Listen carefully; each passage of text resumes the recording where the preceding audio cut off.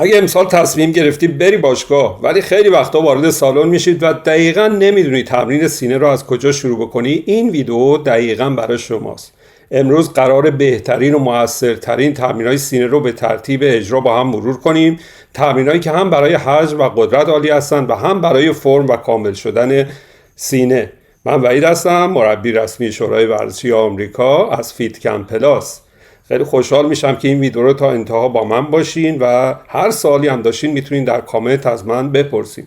پس بدون معطلی و حرف اضافه بریم سراغ برنامه. This is FitCamp, where silence ends under the stage lights.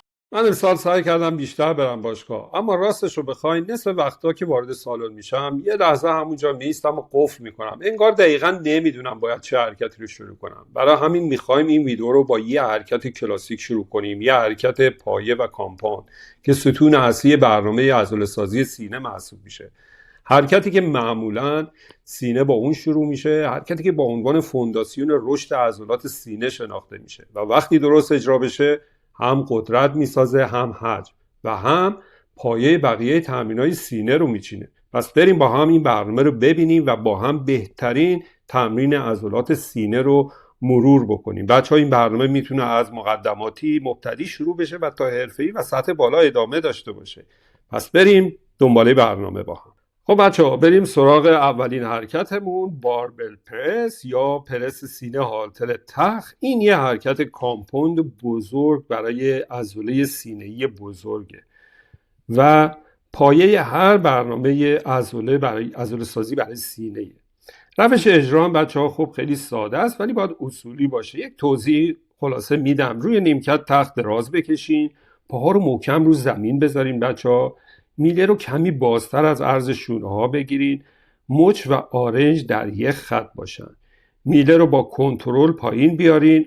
آرنج ها نسبت به بدن زاویه داشته باشن، طبق تصویر داریم میبینیم، نه خیلی باز باشه. پایین حرکت کشش کامل رو فیبرای سینه ایجاد میشه، همینطور که با هم دیدیم. سپس با فشار پرس کنید. شانه ها جمع و کور فعال بمونه تا ثبات بچه‌ها حفظ بشه. پرس سینه تخت معمولا شروع کننده تمرین سینه. چند ست گرم کردنی با وزنه سبک، بعد اضافه کردن وزن و تکرارهای کمتر.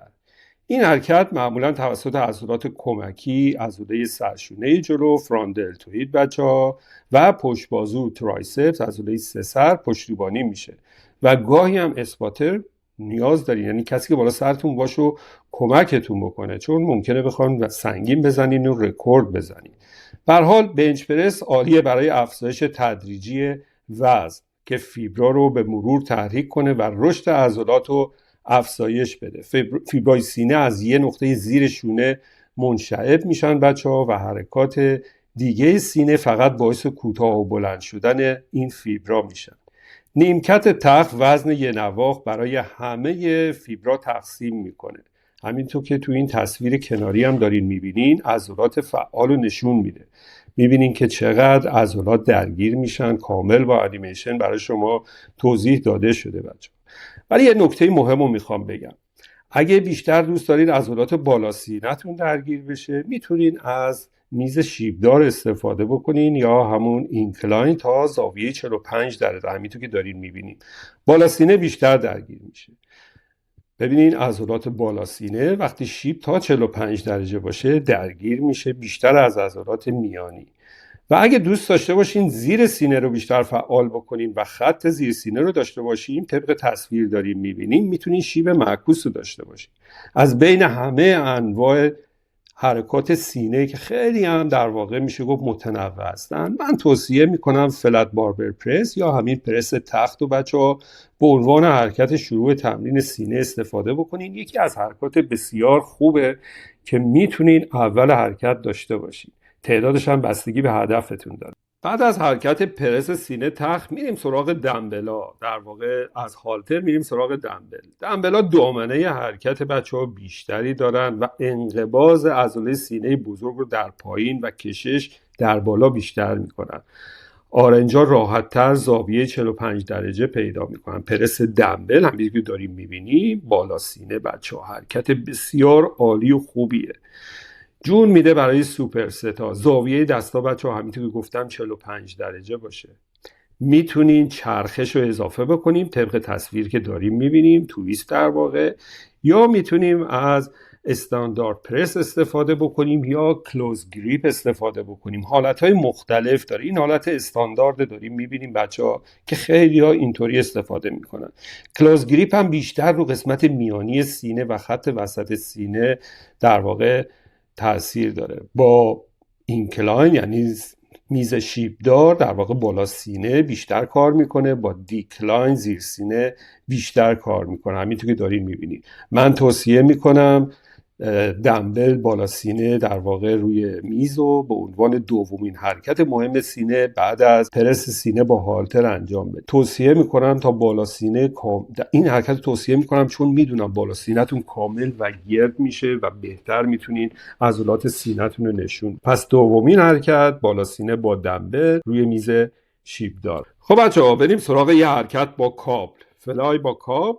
پرس ها به حجم و قدرت دهی در واقع کمک میکنن، ولی برای شکل دهی و تعریف حرکت و عضله لازمه بریم سراغ این کابل.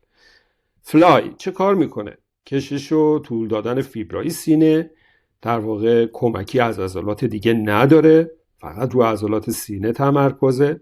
فلت بنچ فلایز رایجه ولی مقاومت در طول حرکت تغییر میکنه. فشار پایین بیشتره، بالا کمتره، ولی کابلا بچه‌ها فشار همیشه رو سینه نگه میداره. کابلا مزیت دارن چون مقاومت ثابت در تمام دامنه حرکت دارن. اگه بخوام به عنوان یه مربی بهتون توصیه‌هایی بکنم، آرنجاتون رو کمی خم بگیرین بچه‌ها. حرکت شبیه بغل کردن. فکر کنین یکی رو میخواین بغل بکنین. برای تمرکز رو بخش‌های مختلف سینه زاویه دستا رو تغییر بدین. داریم می‌بینیم علی بلال داره اینجا آموزش میده. میتونین مستقیم به سمت جلو باشه، میتونه پایین باشه و حتی ورژن‌های دیگه هم داره که از پایین به بالا میزنن. داریم میبینیم اینا هر کدوم رو قسمت‌های مختلف، مثلا از پایین به بالا بیشتر روی عضلات در واقع بالا سینه شما فشار میاره. میتونین تک دست این حرکت رو انجام بدیم. اینا حالت‌های مختلف هست. تو این تصویر کناری هم داریم میبینیم که چه عضلاتی بیشتر درگیر هستن بچه‌ها. برای تمرکز پس رو بخش‌های مختلف سینه زاویه دستا رو میتونین خیلی راحت تغییر بدین. اگه رو هر قسمتی ضعف دارین میتونین بیشتر در واقع حرکات رو تغییر بدین.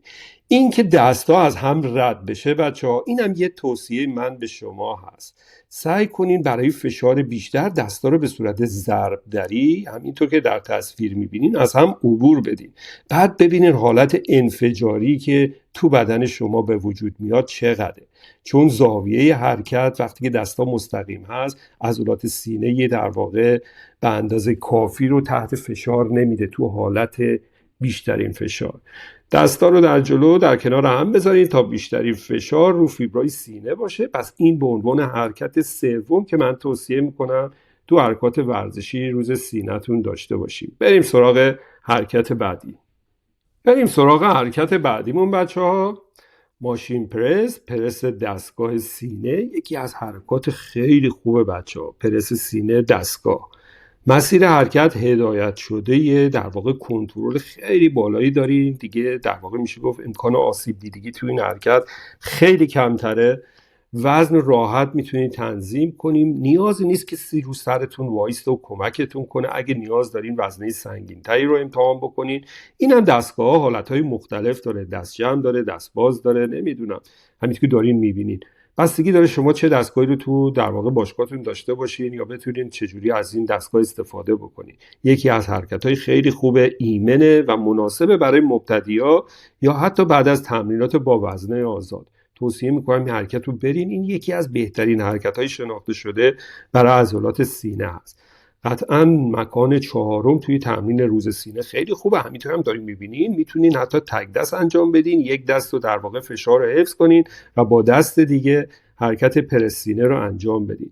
زاویه دستگاه اینکلاین یا فلت باشه، بخش‌های مختلف سینه رو درگیر میکنه. تک دستش رو من خیلی دوست دارم بچه‌ها، گاهن خودم انجام میدم، ولی در هر صورت میشه گفت دستگاه پرس ماشین دستگاهی هست که خب همینطور که گفتم چون نیاز ندارین کسی رو سرتون وایسته، میتونین اینجا قدرتتون رو افزایش بدین، ولی هیچ وقت سعی نکنین حرکت اول با دستگاه بزنین، سعی کنین ابتدا با وزن آزادا کار بکنین که انرژی بیشتری دارین.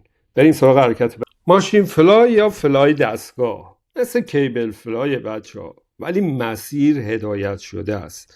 فلای سینه دستگاه بچه‌ها، خب دستا ثابت توی مسیر خاص بالا پایین میره بدون اینکه بخواد حالا ما خطایی بکنیم، یه دستمون ضعیفتره دیرتر بالا بیاد، یا مثلا ببینیم بعضی موقع زاویه دو تا دست با هم یکی نیست، مخصوصا اگه اینکه جلوی آینه نیستیم نمیتونیم خودمون رو تنظیم بکنیم. ولی کار کردن با دستگاه این مزیت‌ها رو داره که این خطاها رو نداشته باشیم. در واقع کشش و انقباض ثابت، زاویه بدن با اجرای تک دست هم باز میشه گفت فشاری بیشتری روی بدن میاره و توصیه میکنم که این حرکت هم حتما توی برنامه روز سینه‌تون داشته باشین. تمرین عالیه برای روز سینه، تک دستش هم که دارین میبینین، حتی میتونین اون دست دیگر رو تو حالت فشار داشته باشین، یا اینکه مثل این تصویری که دارین میبینیم یه دست کاملا آزاد باشه.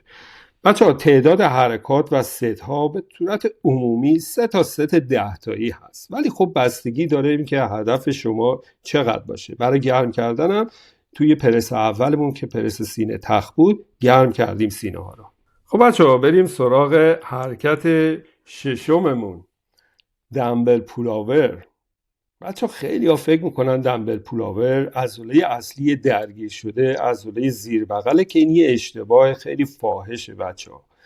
در واقع عضله‌ای که درگیر میشه بیشتر در پولاور عضله سینه هست. طبق این تصویری که من کنار گذاشتم، اول عضلات اصلی که درگیر عضله سینه است و بعد در واقع عضله دومی که کار میکنه عضله زیر بغله.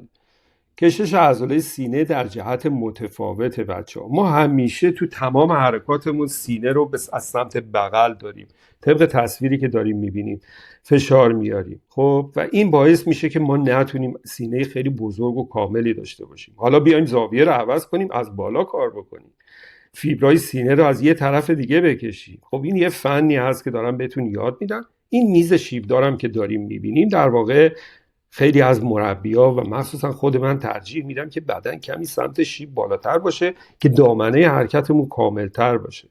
عضله کمکی هم همینطور گفتم بچه‌ها عضله زیر بغله، ولی خب عضله اصلی سینه است. همینطور که داریم میبینیم کشش عضله سینه توی یه مسیر دیگه میتونه به ما کمک بکنه که عضلات سینه بزرگتری داشته باشیم. به هر حال یکی از حرکات خیلی خوب هست، اولد اسکول بادی بیلدینگ. آرنولد شوارزنگر این حرکت رو خیلی کار میکرد و از حرکت‌های مورد علاقهش بود، ولی این حرکت بچه‌ها بیشتر از این که روی زیر بغلای شما بخواد تاثیر بذاره، روی عضله سینه شما تاثیر داره.